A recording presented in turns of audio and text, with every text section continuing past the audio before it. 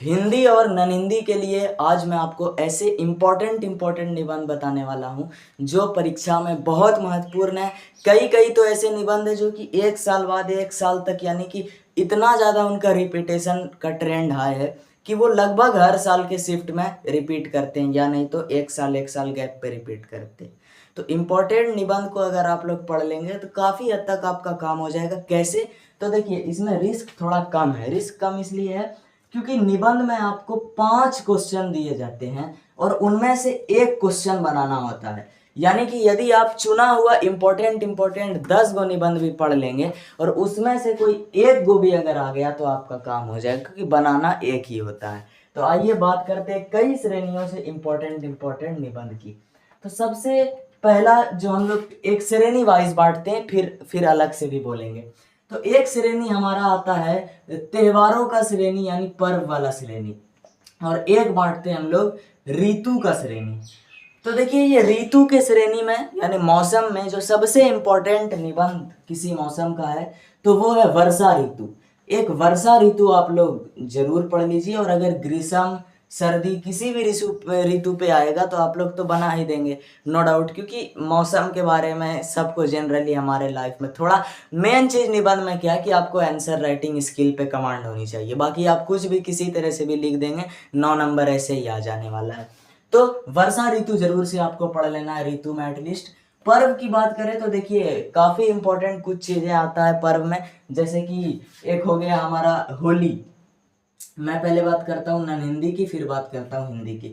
तो ये होली और ईद, ये दो जो निबंध है ये नन हिंदी के दृष्टिकोण से काफ़ी ज़्यादा महत्वपूर्ण है। लेकिन हिंदी के लिए जो बात करते हैं, जो इम्पोर्टेंट आता है, तो दुर्गा पूजा पर भी आ सकता है, ठीक है, छठ पे भी आ सकता है। ये दो इम्पोर्टेंट चीज़ हिंदी में जो कि पर्व के ट्रेंड के हिसाब से आता है। अब और भी इसमें से जो महत्वपूर्ण पर्व है, आपको क्या करना है, प्रीवियस ईयर क्वेश्चन का बुक खोलना है और उसमें देखना है कि अच्छा, पर्व वाले रिलेटेड जो ये टॉपिक है इससे किस टाइप का पैटर्न रिपीट हो रहा है। तो जब आप ट्रेंड कैसे पकड़े, तो देखिए, जब खुद से आप पैटर्न को रिपीट करना, रिपीटेशन पैटर्न को पकड़ लेंगे कि यदि किसी का रिपीटेशन पैटर्न ऐसा है कि 2013 में आया, कितने में आया, 2013 में आया, उसके बाद आया 2016 में, ठीक है, फिर कोई आया ही नहीं, किसी साल नहीं आया, डायरेक्ट आया 2023 में, तो आप लोग ये गेस कर सकते हैं कि ये 26 के लिए बिल्कुल रिपीट कर जाएगा। तो ये इस तरह से, ये चूंकि गारंटी नहीं, बट हाँ, ट्रेंड को आप लोग कंफर्म तरीके से पकड़ सकते हैं। ऋतु भी हो गया। अब बात करते हैं कुछ ऐसे इंपॉर्टेंट निबंध जिसका रिपीटेशन पैटर्न बहुत हाई है, हिंदी नन हिंदी दोनों में, ठीक है। तो अब जो भी बोलूंगा मैं दोनों के रिस्पेक्ट से, तो दोनों के रिस्पेक्ट ऑफ व्यू से जो एक मोस्ट इम्पॉर्टेंट निबंध तैयार होता है वो है पुस्तकालय। भाई, पुस्तकालय क्या निबंध है ये, 2023 2024 दोनों में आया था, ठीक है। आप लोग 26 के लिए इसे उम्मीद के साथ एक्सपेक्ट कर सकते हैं, पुस्तकालय वाला निबंध। इसके बाद कुछ और निबंध है, जैसे कि बाढ़, ठीक है, बाढ़ पर निबंध। एक और होगा आपका बेरोजगारी की समस्या, या फिर आप लोग एक स्त्री शिक्षा पर निबंध, स्त्री शिक्षा, इस टाइप का निबंध आता है। 2025 में एक निबंध आया था जल संरक्षण पर निबंध। तो देखिए, अगर ये अगले साल भी रिपीट हुआ तो 26 के किसी सीटिंग में जल संरक्षण भी हो सकता है आ जाए, ठीक है। अब बात करते हैं मेरा विद्यालय और मेरा गांव। ये दो ऐसा निबंध है जो काफी इंपॉर्टेंट है।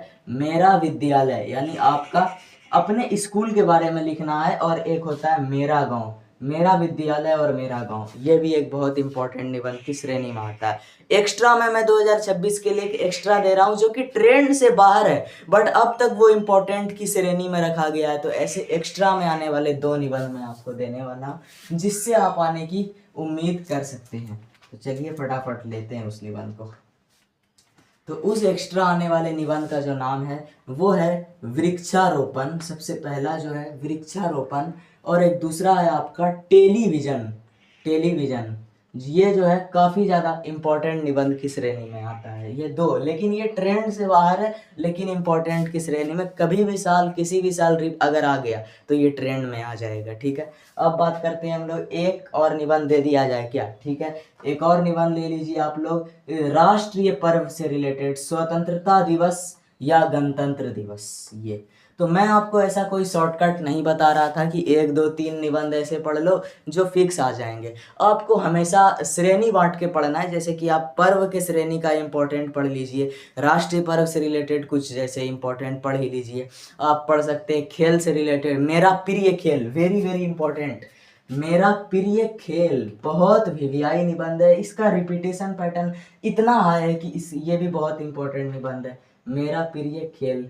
तो ये सब रख सकते हैं आप लोग। अनुशासन, छात्र को कैसा अनुशासित रहना चाहिए, अनुशासन पे, मेरा विद्यालय पे, मेरा गांव पे, मौसम ऋतु में आप लोग ग्रीष्म ऋतु आ जाए, वर्षा ऋतु इंपॉर्टेंट है, पढ़ सकते हैं। पर्व में आप लोग ले सकते हैं। तो देखिए, निबंध को जो क्रैक करने का जो ट्रिक है ना, वो बस एक ही तरीका है कि इसका किसी तरह से आप लोग आंसर राइटिंग स्किल पर पूरी कमांड बना दीजिए, ताकि आपसे निबंध ट्रेंड से पूछे या ट्रेंड के बाहर से पूछे, कहीं से भी निबंध आए आप बना लेंगे। बस आपको इस पे कमांड होना चाहिए कि किस तरह से आपको कोई भी निबंध का टॉपिक मिले तो बस सीधा रूपरेखा तैयार करना है और हर पॉइंट के बारे में 4 लाइन लिखने का क्षमता आपके अंदर हर पॉइंट के बारे में होना चाहिए।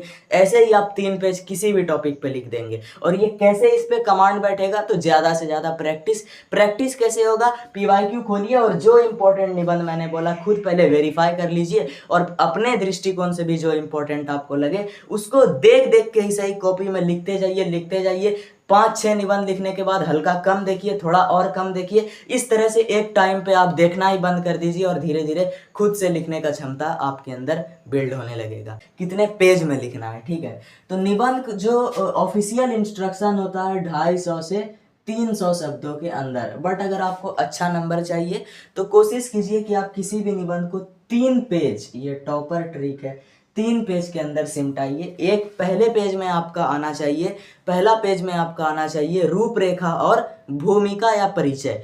दूसरे पेज में आपका 2 पॉइंट और आएगा और तीसरे पेज में भी आपका 2 पॉइंट और अंतिम मतलब कि 1 पॉइंट और एक उपसंहार वाला पॉइंट आना चाहिए। इस तरह से आप 3 पेज में कीजिए, यही सबसे बेस्ट है। एक पॉइंट को कितने लाइन में लिखें, तो 5 से 6 लाइन या कभी कभी 7-8 लाइन भी लिख सकती है, ठीक है। बट आपको 5-6 लाइन तो एक पॉइंट पे जरूर लिखना है। बोर्ड एग्जाम की लैंडस्केप कॉपी के ही रिस्पेक्ट ऑफ यू से मैं बात कर रहा हूँ।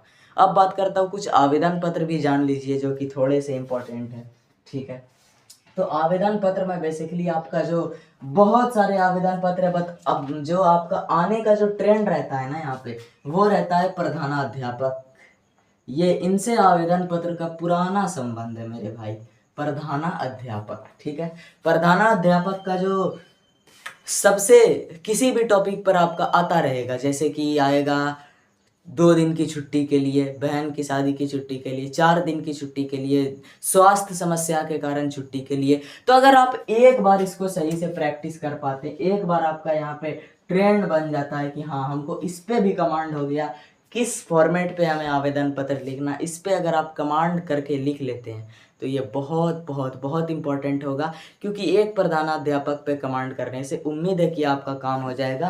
क्योंकि जो क्वेश्चन है ना उसमें ज़्यादातर ये हर साल का आप लोग उठा के देख लें, किसी ना किसी शिफ्ट में प्रिंसिपल से रिलेटेड दे रहा है। अभी के ट्रेंड के हिसाब से कोई ना कोई चीज़ ये स्कूल वाला मैटर जरूर दे देता है। और अगर आपको एकदम असमर्थ है कि जो आवेदन आ गया वो हम बना ही नहीं पा रहे हैं, तब आपको मूव आउट करना है संवाद की तरफ। और डरना बिल्कुल भी नहीं है, क्योंकि संवाद में भी नंबर नहीं कटता है बिल्कुल, बल्कि आवेदन पत्र से ज़्यादा प्रोबेबिलिटी संवाद में नंबर मिलने की होती है। क्यों? क्योंकि आवेदन पत्र आपको 1 पेज में लिखना है और इस 1 पेज के लिमिटेशन में बंद कर आपको अगर पूरा नंबर लाना है तो जो कुछ करना है उसी 1 पेज में, अपनी परफेक्शन उसी 1 पेज में दिखानी है कि मैं कितना परफेक्ट लिखा हूँ, तब जाके आपका मार्क्स इसमें फुल आता है। लेकिन संवाद में आपको है कि आप 2 पेज या 2.5 पेज भी लिख सकते हैं, इसकी लिमिटेशन नहीं है, तो इसमें मार्क्स लेना आसान होता है। और संवाद कोई भारी चीज़ नहीं है। आप किसी भी 2 एग्जाम्पल के लिए महंगाई पे आ गया कि बेरोजगारी या महंगाई की समस्या पे संवाद लिखें, तो आपको सिंपली लिख देना है 2 छात्रों के बीच संवाद, कोई भी काल्पनिक तरीके से। जैसे कि एक छात्र ये, एक छात्र का कुछ नाम, तो कोई गया पेन लेने, हाँ ये पेन, अरे भाई पिछले बार इतना कम था, फिर वो बोलेगा अभी इतना हो गया। या एक अगर आपके अंदर क्रिएटिविटी है कि आप किसी 2 के बीच की बातचीत को लिख सकते हैं सिंपल, किसी दोनों के बीच, क्या हम दोनों मान लीजिए एक हम एक आप कोई भी एक स्टूडेंट मिले, तो किसी भी टॉपिक पर हम लोग किस प्रकार बात को शुरू करेंगे या क्या बात करेंगे, अगर ये बिल्ड कर पा रहे हैं आप, तो आपके लिए संवाद कुछ भी नहीं है भाई, एकदम हल्का है। और दरअसल संवाद है भी काफ़ी हल्का चीज़। वीडियो का टॉपिक, ठीक है, आज की इस वीडियो में आप लोग देख पा रहे होंगे कि मेरा कॉन्फिडेंस बहुत कम है। कभी भी मैं किसी नए टॉपिक पे आ जा रहा हूँ क्योंकि मैं बार बार वीडियो की लेंथ देख रहा हूँ। वीडियो की ना तो लेंथ बढ़ पा रही है, ना ही मुझे टॉपिक मिल पा रहा है। कल भी कोई वीडियो नहीं आई थी, तो मेरे पास से एक भी टॉपिक अब नहीं बचा है, पूरी लिस्ट खत्म हो चुकी है, पूरे टॉपिक का शॉर्टेज लग गया है। तो आप लोग क्या कीजिए, बस किसी भी तरीके से जितना हो सके उतना ऐसा टॉपिक सजेस्ट कीजिए जिस पे वीडियो नहीं बना होना चाहिए, क्योंकि आपके 90% comment is equal to video पहले से बना रहता है। तो जो वीडियो अब तक नहीं बना, और रियलिटी में बहुत सारे स्टूडेंट की प्रॉब्लम है, तो प्लीज़ सभी लोग टॉपिक को फटाफट से क्या कीजिए, सजेस्ट कीजिए, और सब लोग कमेंट में अपना बहुमूल्य टॉपिक जरूर से लिखिए। इसके अलावा यदि आपको, ज़्यादातर मैं बात करता हूँ कि मूल रूप से ये देखना है कि निबंध में आंसर राइटिंग स्किल की कमांड कैसे करें, यानी आंसर राइटिंग की प्रेजेंटेशन निबंध और आवेदन पत्र के लिए देखना है, तो तसारिफ जीएस की तरफ से काफ़ी पहले एक पीडीएफ लॉन्च किया गया है